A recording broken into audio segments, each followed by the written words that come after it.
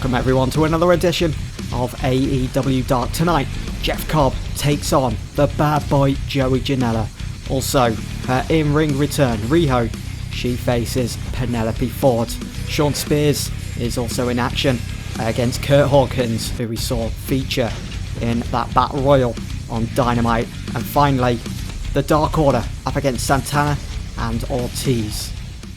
So we begin this week's episode of AEW Dark with Jeff Cobb up against the bad boy Joey Janela, who hasn't got many wins under his belt here in AEW since the restart, since we came back from that hiatus. And it was Jeff Cobb that picked up the win after a tour of the islands in 12 minutes 01. It's saying that the storyline for the TNT Championship has been advanced because these two did feature in that, but as we know, we've had All Out and that tournament is over, so I'm going to have to end that storyline. Completely forgot about it, and we got 51 for that. As we roll into our next segment, I'm hoping we can better the last episode here. So, backstage at All Out, it's a flashback to All Out. We get some reactions with Alicia too. I'm here backstage at All Out, and Jake Roberts joins me at this time. Jake, your client Lance Archer, came up short in the first ever TNT Championship match against Pac. What's next?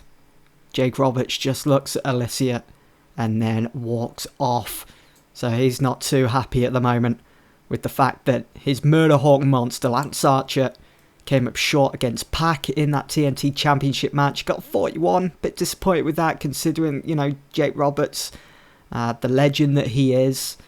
And I was expecting his star quality was going to be enough, but unfortunately not. Anyway, up next, Riho returns to in-ring action against Penelope Ford and picks up a win within 4 minutes 32 after a jumping knee attack. This one gets just a 24. That women's division, man, in AEW, it's something that we desperately need to sort. But as you can see, Riho getting a 41 in-ring performance, so that's not too bad. It's good to get her back into the swing of things. And up next, it's a highlight video package shown of AEW's most recent pay-per-view, All Out. You guys can go and check that on demand right now over on the channel.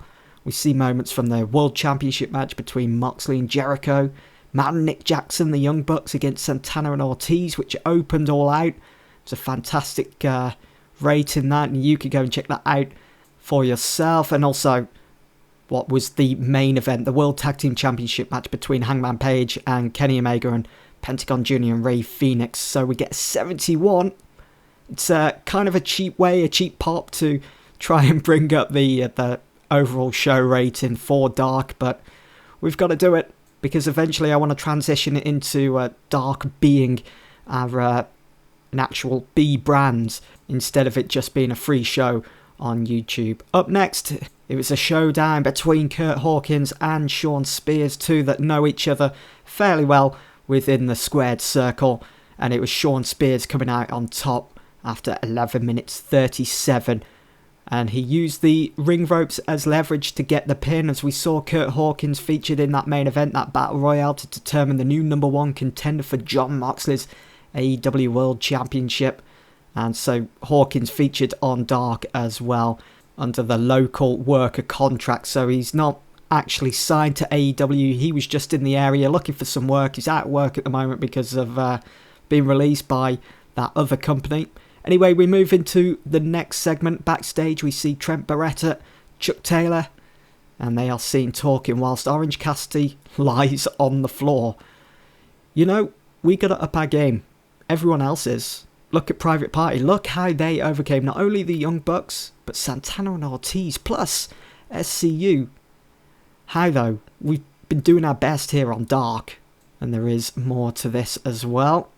If we just scroll on down, Orange Cassidy sits up, then stands, takes his hands out of his pockets, looks at both Trent and Chuck, shrugs, and then walks off.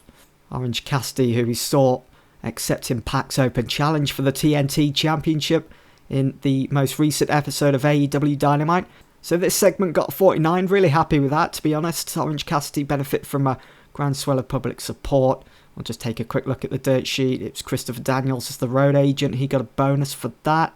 He's actually not quite bad as a road agent, Christopher Daniels. I was a bit hesitant towards using him as a road agent, especially on Dynamite, but no, he's done quite a good job. And finally, in our main event for AEW Dark this week, in a poor match, it was between Proud and Powerful and Alex Reynolds and John Silver of the Dark Order. It was Proud and Powerful, Santana and Ortiz of the Inner Circle that came out on top after 11:55. After Santana pinned Silver, you can see Santana and Ortiz a lot better in the ring by a country mile than Silver and Reynolds, and that's not going to make Mr. Brody Lee happy, being the exalted one of the Dark Order. We'll have to wait and see what he has up his sleeve. So that got a 46. Again, not too bad.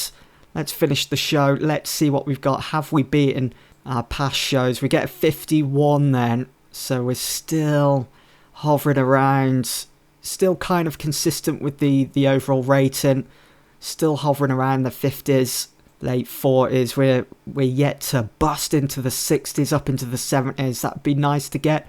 Gonna have to use more star power, I'm sure. You can see the all-out highlights there, getting a 71. If we take advantage of that, I think this show will be on the up, hopefully. But that's it anyway for this week's edition of AEW Dark. Thanks for watching.